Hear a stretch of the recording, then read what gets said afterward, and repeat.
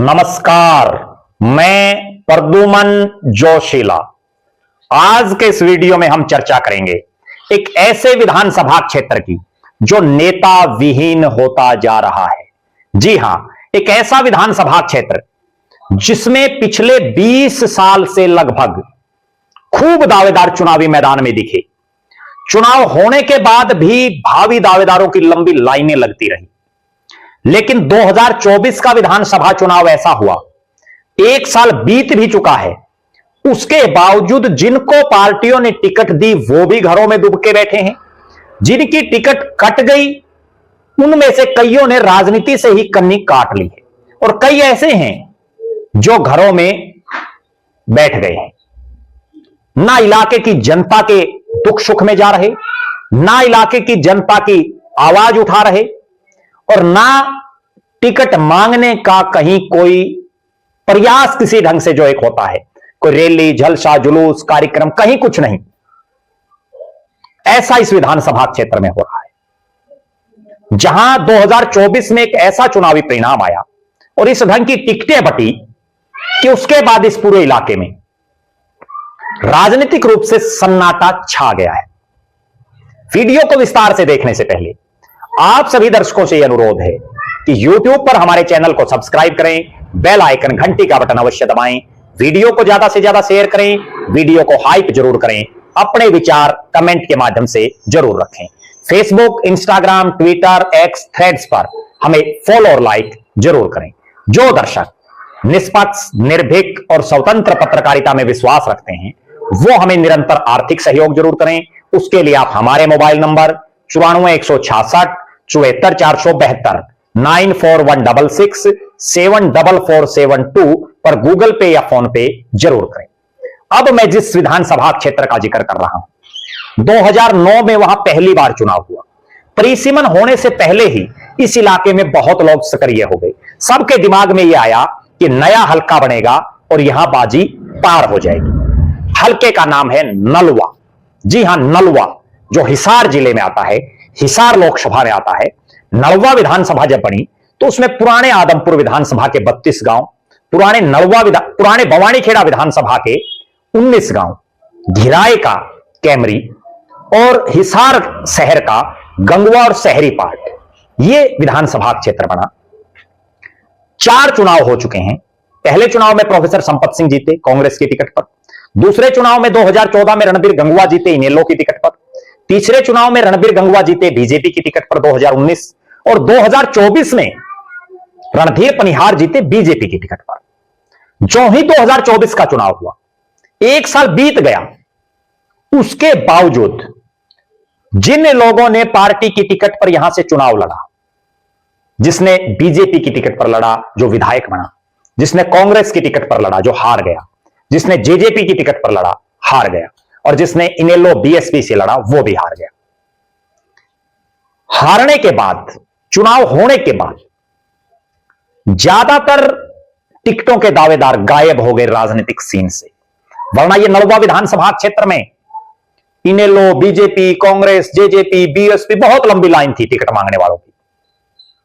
लेकिन अब हालात यह है कि विपरीत परिस्थितियां जब बढ़ती हैं तो बड़े बड़े नेताओं को घर बैठा देती हैं, और इसीलिए कहा जाता है कि नेता विहीन हो रहा है हल्का नलवा। जिनको टिकट मिली वो भी पहले से ज्यादा भागादौड़ करने की बजाय अब निष्क्रिय हो गए हैं। खुद इस पूरे इलाके में रणधीर पनिहार ने अभी अभी एक रैली की है मुख्यमंत्री की। उस रैली का जब वो निमंत्रण देने के लिए गांव में जा रहे थे तो बहुत जगह ऐसी आई जहां उनको उल्हाने मिले, जहां लोगों ने उनके मुंह पर कहा कि काम नहीं हो रहे हैं। यहां तक कि रेणुका बिश्नोई, पूर्व विधायक, और पूर्व विधायक भव्य बिश्नोई की मौजूदगी में लोगों ने रणधीर पनिहार के काम करने की शैली पर प्रश्न उठाए। कांग्रेस के प्रत्याशी के बारे में तो चर्चा यह चल पड़ी है कि वो तो सोशल मीडिया के किसी पत्रकार को बुलाते हैं, इंटरव्यू दे देते हैं और इतिश्री समझ लेते हैं। हल्के में इस तरह की आवाज उठ रही है कि कांग्रेस के प्रत्याशी अनिल मान सोशल मीडिया पर ही ज्यादा एक्टिव दिख रही हैं। और वो जो आम जनता के मुद्दे जनता के बीच में जाकर के उठाने चाहिए, उनकी तरफ कोई ध्यान नहीं है। और चर्चाएं तो यहां तक भी हैं कि कांग्रेस की जो आपसी गुटबाजी है वो नलवा विधानसभा क्षेत्र में अनिल मान को टिकट देने के बाद और ज्यादा बढ़ गई। जेजेपी ने जिनको चुनावी मैदान में उतारा वो पार्टी के कार्यक्रमों से ही नदारद रहने लगे और राजनीतिक गलियारों में ये चर्चाएं हैं कि उनका जेजेपी से मन भर गया लगता है। क्योंकि अभी हमने देखा कांग्रेस के नेता पूर्व सांसद बृजेंद्र सिंह की सद्भाव यात्रा में दिखे जेजेपी के प्रत्याशी। बड़े बड़े सवाल खड़े हो रहे हैं कि 2 बार लगातार जेजेपी की टिकट पर चुनाव लड़ने वाले वीरेंद्र चौधरी पूरी तरह से निष्क्रिय हो गए हैं। लगता यह है कि उनको जच चुकी है कि अब बात नहीं बनने वाली। जहां तक बात है इंडियन नेशनल लोकदल और बीएसपी के साझे प्रत्याशी की, वो भी इलाके से बिल्कुल कन्नी काट चुके हैं। इन चारों पार्टियों की जो जो टिकटें मांग रहे थे वो भी अब घरों में दुबक करके बैठ गए हैं। कोई बुजुर्ग हो गया है, किसी की उम्र हो गई है, किसी का हौसला टूट गया है और किसी को यह लगने लगा है कि पार नहीं पड़ेगी। नलवा विधानसभा क्षेत्र में जिस ढंग के ये हालात और परिस्थितियां बदली, इससे यह स्पष्ट दिख रहा है कि जिन नेताओं ने पार्टियों की टिकट पर यहां से चुनाव लड़ा, उनमें से ज्यादातर को यह समझ आ गया है कि पार नहीं पड़ने वाली, इलाके की जनता उनका साथ नहीं देने वाली। इसलिए वो हो सकता है गहन मंथन कर रहे हैं। जिस तरह से चुनाव लगातार नजदीक आता जा रहा है, लोकसभा के चुनाव को तो 3 साल के आसपास ही बच गए हैं, विधानसभा का चुनाव भी जो है 1 साल से ऊपर हो चुका है।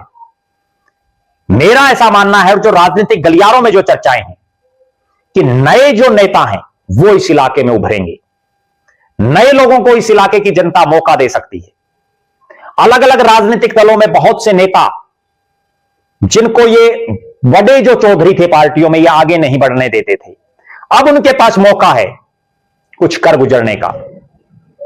चाहे कोई कांग्रेस का नेता हो, कोई बीजेपी का हो, कोई जेजेपी का हो, कोई इनेलो का हो, कोई बीएसपी का हो, दूसरी पंक्ति के नेताओं के पास आगे आने का मौका है। क्योंकि एक कड़वी बात है, भले ही रणधीर पनिहार बीजेपी के विधायक जीत गए हों, लेकिन इस विधानसभा में बीजेपी का एक रिकॉर्ड है, यहां बीजेपी दोबारा किसी को टिकट नहीं देती, भूलना नहीं चाहिए। और कांग्रेस के प्रत्याशी को भी यह नहीं भूलना चाहिए कि इतनी आंधी में जब वो नहीं जीत पाए, तो अगली बार जब पार्टी टिकट देगी तो बड़ी सोच समझ करके देगी। और जो बाकी पार्टियों के नेता हैं, उनमें भी नए नयों को मौका मिलने की संभावना दिख रही है। बहरहाल ज्यों ज्यों विधानसभा चुनाव और लोकसभा चुनाव नजदीक आते जा रहे हैं, राजनीतिक गलियारों में चर्चाएं शुरू हो गई हैं। आप दर्शकों की क्या राय है कि बीजेपी, कांग्रेस, जेजेपी, इनेलो, बीएसपी, आम आदमी पार्टी से कौन वो चेहरे उभर सकते हैं जो इस नलवा विधानसभा क्षेत्र में यहां की जनता के लिए संघर्ष कर सकें, जो यहां की जनता की आवाज उठा सकें? क्योंकि जिन लोगों ने यहां पार्टियों की टिकट पर चुनाव लड़ा, चाहे वो जीत गए या हार गए, उनमें से वो अब जनता की समस्याएं उठाना लगता है कि भूल गए हैं बड़े स्तर पर। ठीक है, कोई सोशल मीडिया पर बयान दे देता है, कोई लाइव आकर के बोल देता है, लेकिन हकीकत यह है कि इन नेताओं से जनता को जो उम्मीदें हैं उस पर यह खरा नहीं उतर पा रहे हैं। आप दर्शक जरूर कमेंट करें। जो जो विधानसभा चुनाव नजदीक आता जा रहा है, हम पूरे हरियाणा प्रदेश के 90 के 90 हलकों पर चर्चा करेंगे। शुरुआत हमने नलवा विधानसभा से कर दी है, इसके बाद बची बाकी 89 सीटों पर भी जिन जिन लोगों ने चुनाव लड़े वो 1 साल बाद एक्टिव हैं या नहीं, उससे हम आपको रूबरू करवाएंगे। हम यह भी बताएंगे कि जिन्होंने चुनाव लड़ लिए, उनकी बजाय अब दूसरे कौन कौन लोग तैयार हैं जो तैयारी कर रहे हैं। आपके इलाके में भी कोई नेता आपको लगता हो कि यह अगले विधानसभा चुनाव या लोकसभा चुनाव के लिए तैयारी शुरू कर चुका है और यह मजबूत चेहरा है, उसका नाम आप कमेंट में लिख सकते हैं हल्के के नाम के साथ। नलवा विधानसभा क्षेत्र के भावी दावेदारों को लेकर के आपकी जो भी राय हो, आप अपनी राय जरूर रखें। आप लगातार हमारे साथ बने रहें, हमारे फेसबुक पेज को लाइक और फॉलो करें, यूट्यूब पर चैनल को सब्सक्राइब करें, बेल आइकन घंटी का बटन अवश्य दबाएं, वीडियो को ज्यादा से ज्यादा शेयर करें, वीडियो को हाइप जरूर करें अपने विचार कमेंट के माध्यम से रखें। जो दर्शक आर्थिक रूप से सक्षम हैं वो हमें निरंतर आर्थिक सहयोग जरूर करें। बहुत बहुत धन्यवाद। आपका अपना प्रद्युमन जोशीला।